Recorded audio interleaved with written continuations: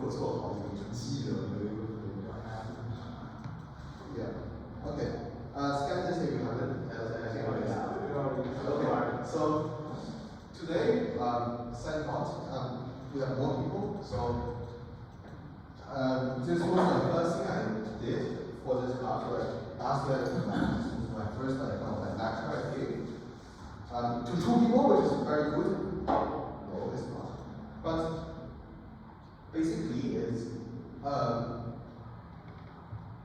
a look at liberal democracies, but we're going to not discuss it topic by topic per se, but discuss it based on Francis Fukuyama's books and of history. So it's going to be like a bibliography, autobiography styles. Like I'm going to talk about this book, and through what he said in the book, we can critique it or read it with it, and we can look at the status quo of liberal democracies. So that's the plan of the thing.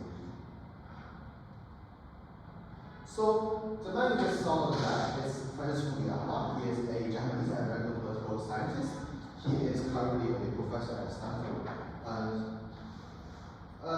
He is known for his book, It's the End of History and the Last Man. It's a book that was published in 1992. And basically, in summary, it argues that the worldwide spread of liberal democracies and free market capitalism of the West and its lifestyle signals the end of humanity's social, cultural evolution and political struggle.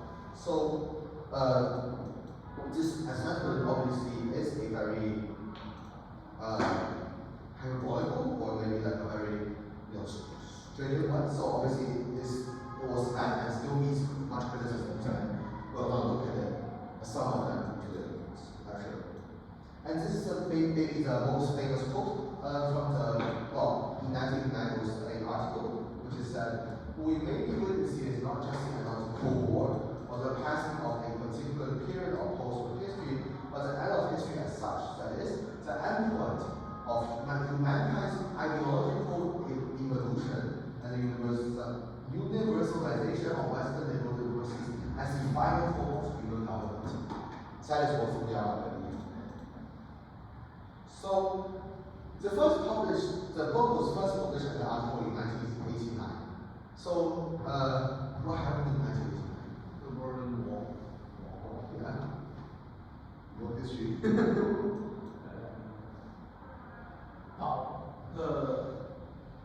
the Eastern Europe.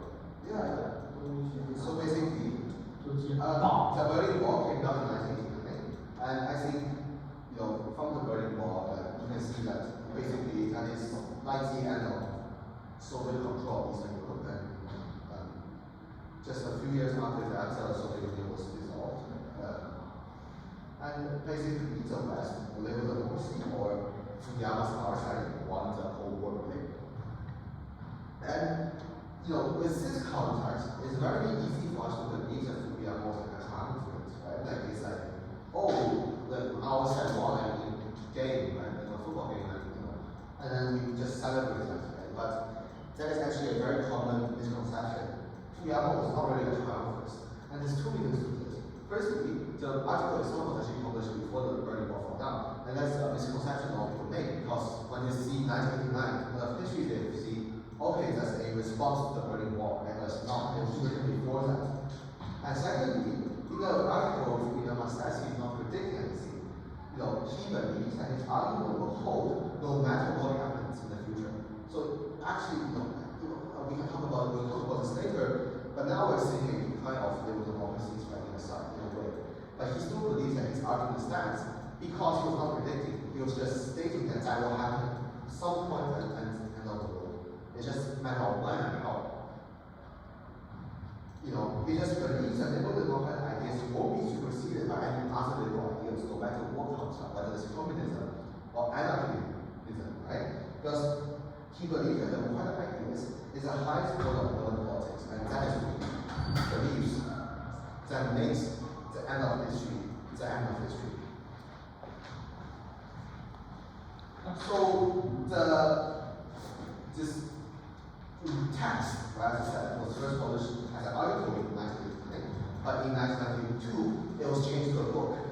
And Fukuyama added the words "and the last man" to the title of the book. And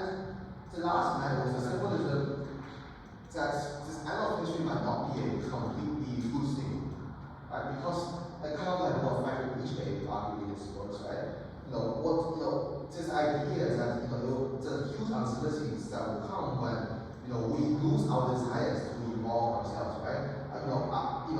What drives our animation, our creativity is gone, right? And this is used a lot by people, right? And that's kind of like what people critique communism for, right? In communism, we're led to a serfdom of our own lost desires, right? So like, if we have everything, what will we do next, right? It's like, so that is what happening now in economics, right? Like now, I'm going off topic, but like M2 and M2 plus spending is very low, right? Okay, so like, in liquidity, right? There's like M1, M2, M2 plus. 就你花钱的时候，就是它有流动性有 M1、M2、M 加。现在是问题是 M1 就是 like the highest number the lower the liquidity. And what's happening now is that more rich people are getting, so we are actually wealth is not disappearing. It's like in China, it's actually increasing. But what happens is that a lot of the M1 money goes to M2. So we're not practically spending any money now. So that's like, and what people argue is that because of that is, people lose that desire to like, spend money on things. Don't simply say that they lose confidence tomorrow. Yeah, of course, but that's in an economic sense, but in a grander sense, right? We can say that, it's like a lot of times when you actually reach a goal of yourself, you'll feel a bit ashamed. It's kind of like that. But so like basically the last one was kind of a reference to this, and what we are also really concerned is that as we reach the end of political history in a way, right, we'll be less imaginative, in our understanding of politics, and that politics will become dull and boring. Even though it will be safe and prosperous, right? So that is like a concern for the past. It's not really a bad concern, right? And we're gonna look at some specific about these concerns. So Fukuyama in his book uses a lot of Hegelian ideas. Dean Tocqueville is a French political scientist who wrote the famous work Democracy in America. So actually.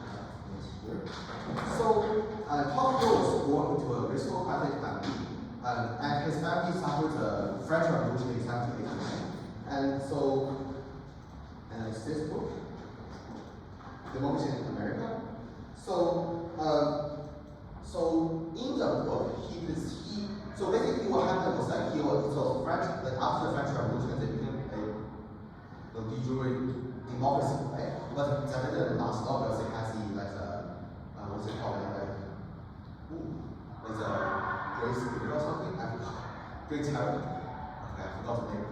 So they returned to the monarchy, right? But then Tocqueville believes that that France will inevitably return to being a democracy because there was this already this quite out there, and he was right. French became constitutional monarchy, very soon. So what Tocqueville was trying to do was, he had this idea that democracy will lead to conformity.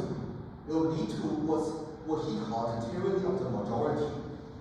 What is that? That is, right? Democracy is basically who has the biggest say wins, right? What that means is that in a perfect democratic system, what will happen is that the people who have, the majority, like for example, white people in American society will always have more say than the minorities like Asians and Black people, African Americans, right? And what will happen is that the majority will use democracy as a tool to act a tyranny upon the minority. The minorities' rights are not represented, right? So Tocqueville had this idea in France. And then he was afraid of the same happening exactly in France.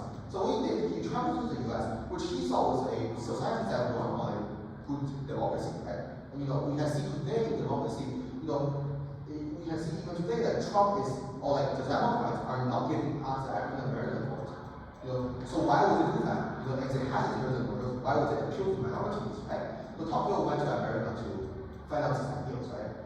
And what he basically found out about this story, of course, what he found out was that there's something about American institution and what Americans believe in, the values that allows them to maintain a healthy democracy. But anyways, going back to Fukuyama's references, what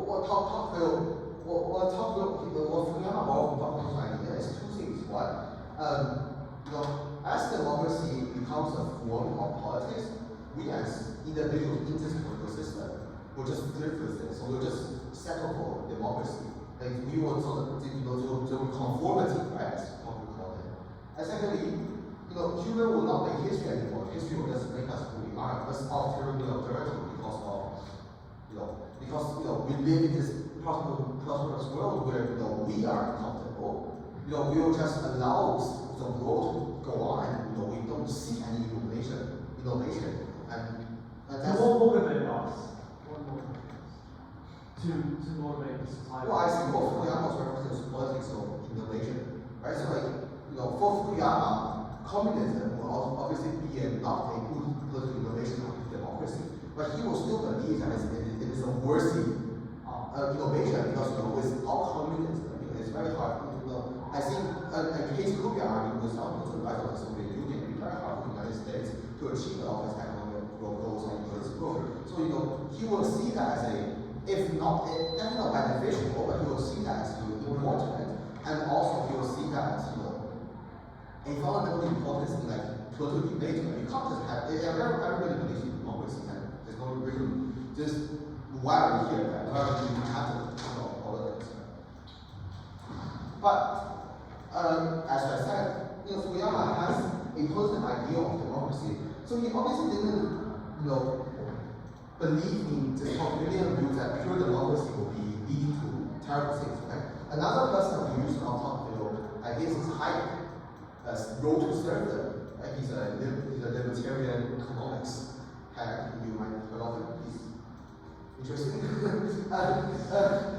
And so, for example, Fukuyama disagreed with Hayek and some Fukuyamian imaginations that this kind of history will lead to evaluating of sheep and humans. And instead, Fukuyama views our political future in two ways. So he believes there are two possible things that we can evolve into. One is that we'll all become the big Japanese. That is the exact location. I'm not making this up.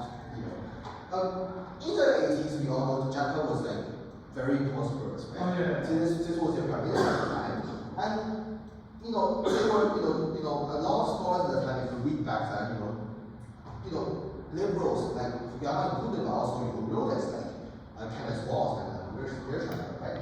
I think there was a consensus that moving towards the 21st century, Japan was likely to become the iron superpower, right? It's just purely because it had this good economic system. Although we all know that assumption was clearly, there are limitations to that assumption, because obviously Japan doesn't have its own autonomous military, for example, and the constitution was drafted by a foreign country, right? And these are all limiting factors for a prosperous country. But still, economically, in the 80s and 90s, they were very successful. And what Fukuyama was doing is metaphor, is saying that we will have a politics of so-called tea ceremony, right? It's like the Japanese making of matcha, right? It's it's very elegant and dignified that people will sit in a parliament or in Congress to discuss issues, but they will just be ordinary. It will not be prime minister's questions in the U.S. You have to be honest, it will just be a random Tuesday parliamentary meeting where people talk about taxes. Right? That's it. And so this is what Fukuyama believes could be one possibility of our future. The second future he imagined was a political system more like the European Union. So in the 80s and 90s, the European Union was just found. It was already an economic union, now it's a political union. And it was really this bureaucratic enterprise, and it was very prosperous for a lot of people. The EU in the 80s and 90s really helped to boost the economies of a lot of Eastern European countries and Western European countries who weren't as well as Britain and Germany, right? And it was all very well. If you search news from the 80s and 90s, you will realize EU has literally except in Europe, right? But the Europe came a bit later. There were really no innovations. There were just this parliament that comes together to discuss, and they just every decision comes out without much disagreement. The initial establishment of free trade zones within Europe and just tariff-free zone, it was actually met with very little confrontation, especially in today's view, right? If you look at Brexit,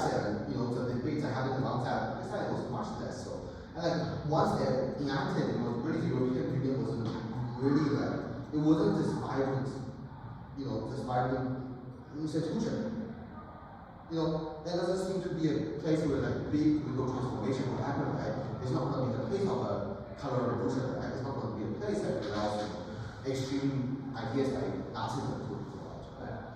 So basically what Fukuyama was doing in this analogy is that he believes that what politics will become is us holding on to what we have harder, and then we kind of like making a little bit better day by day, but generally the whole picture will not change. But from in retrospect, we look at these and we realize both models are very outdated, right?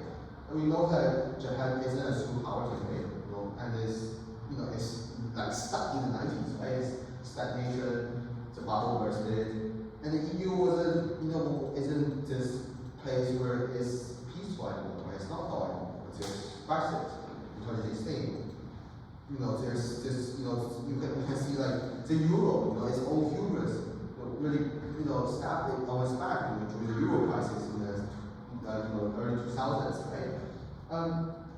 We know that European politics is not now anymore. Before Brexit, we have UKIP. Now we have like Georgia Meloni's right-wing party. We have like Viktor Orban's Hungarian government, who's like extremely against European Union. We have countries, saying that we shouldn't be in this uniform union. We should have more autonomy, right? Like France and Germany, right? Are complaining about why would they want to help this small countries, right? So it's really not that prosperous dull place anymore. It's fragile and it's heated. So we can see that what Fukuyama imagined in 1989 and later in 1992 is really outdated now in retrospect. However, we have to keep in mind, as I said before, Fukuyama never said his ideas were evidence, need to be backed up by any evidence at the time. He really believes that any particular event cannot prove nor disprove his ideals, because he believes that it is democracy itself that this idea of democracy and the way it functions that allows it to become, to make liberal democracy be the most good form of government and cannot be bettered by any other things. So what is the ideas that Fukuyama believes that cannot be undone? Fukuyama believes that there are two prime virtues to liberal democracies. And it is a combination of the exact two virtues that allows liberal democracies to become the best form of government in history. First is prosperity and peace, right? Fukuyama believes that is an essential effect of liberal democracy. Why is this? Because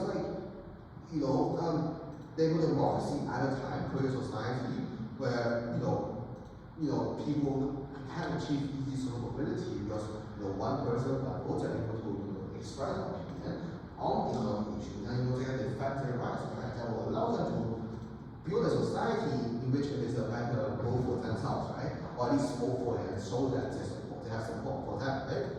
And exactly in the context of 1992, we can see that while Eastern Europeans were suffering, under the in 1992 not so much oppression from the Soviet government, but before that, we have the brutal uprising in Hungary in 1952, which was widely suppressed. But we've got Eastern Germany, which is terribly economically unwell, right? Before the Union was formed. And just generally as the 1980s and late 1980s, when Fukuyama was writing this book, it was liberal democracy that allowed prosperity and peace around the world. Right? Even if you look at China, it wasn't really until we brought capitalist, elements into our societies that we became, this prosperous country. And we were very back off. We had, we tried, the ultimate form of communism greatly forward, right? But it really didn't work, right? So it really didn't bring prosperity and peace, and it was, capitalist element that allowed it.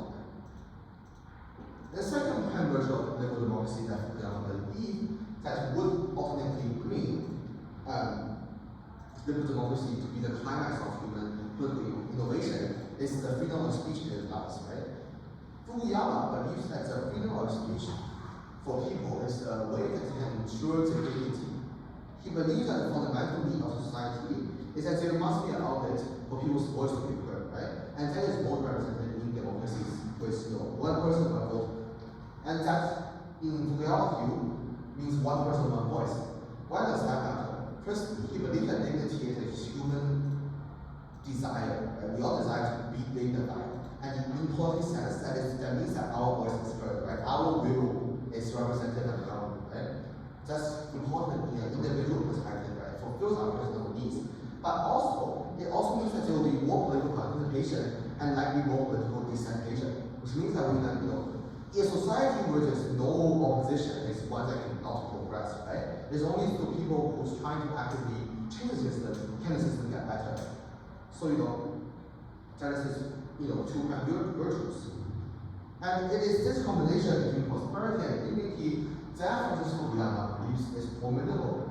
It was these ideas he couldn't see, a future, a better system, right? These two actually fit into each other, right? It is exactly because we have dignity, we have one person, one vote, we have a system that ensures our dignity, that ensures our prosperity, and it's exactly that prosperity that brings us dignity. So it's a loop, right? You can see.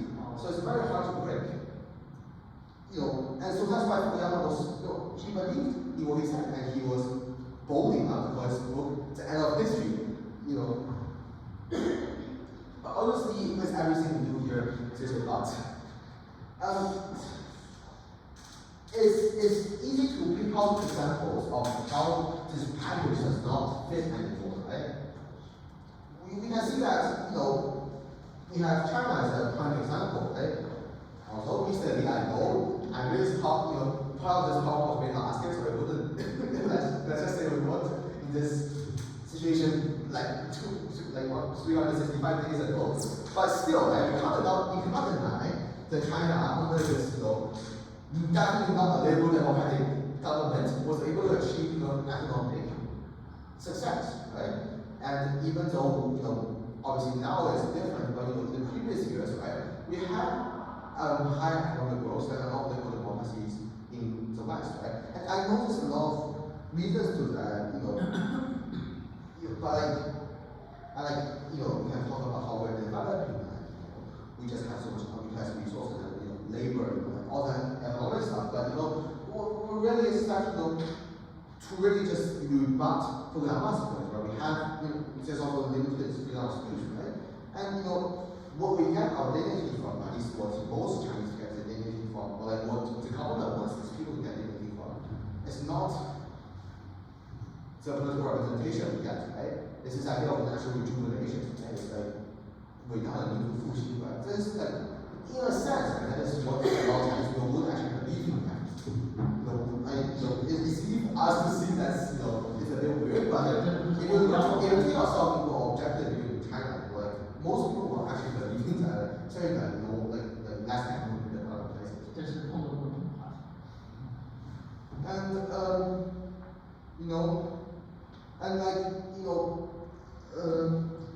Also what brings a lot of Chinese, the sense of dignity is not only representation, it's also a lot for us, a lot of people just see which our government can receive the best material wealth is a good government. And something I feel like, why would I want to achieve democracy when my life is very good and I have limited freedom of speech, right? As long as they can help me get a better life, I'm selfish, I'm great, right? Why would I fight for a potentially better situation which nobody can guarantee, right?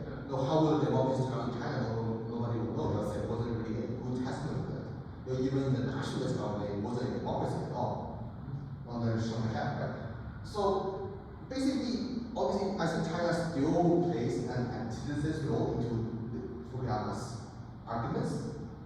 And so obviously he was questioning about this, right? You can see here, in 2020's Munich Security Conference, Fukuyama said, if Chinese model is still working, improving people's life in 20 years, 2040, he believes that that is enough to put arguments from. And let's just say I hope we prove it wrong for my own sake. But yeah, I think there's potential. We always look at it there, but there's always a light in the end of the tunnel. Obviously we know that it's outside of the incoming trade, but we can always hope. Anyways, second rebuttal to his arguments is digital technology, right? Of course, digital technology, it comes up always, and it allows for political manipulation, not directly in the vote, in the rule of voting, right? But a lot of times when people just tweet, they bullshit about politicians, right? They make fun of politics on TikTok, right? And so it pulls apart the package that for it's definitely no taking care of his party. I don't see Trump's tweets as dignified, no respect it, right? It was just, it's like, and more people is challenging the fundamental idea that people are making decisions for them. The idea that government is something that should be taken over the lives. So it's basically pulling apart this idea that dignity and authority must go with ability for free will to be expressed. So, my introduction to the book will end here, and we'll move into discussion.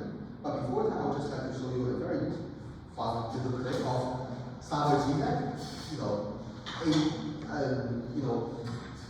think one of the best. I think he is one of the most respected conventional philosophers now. I cannot understand his work, but I see in interviews at least I understand him, and I think he has to go. You know what? This is the totally characteristic. There's a great irony at work in the fact that maybe Fukuyama has lost liberal, but isn't the irony that those communists who are still in power, but who are not like just lunatics like North Korea and so on, and incidentally North Koreans don't even call them now communists. People didn't notice it. A couple of years ago, North Korea changed their constitution. No mention of communism, so just a patriotic military. But what I want to say is that those communists who are still in power as communists, China, Vietnam, and so on, are more and more appearing as the most efficient managers of global capitalism, Sometimes more efficient than in democracies. And that's what really worries me. But that's a topic not for today. That, again, as I always repeated, the problem is that for me, global capitalism is approaching a stage where maybe it less and less needs democracy. If it needs it, it's more and more kind of an empty, purely ritualized democracy. So that's all I can say now.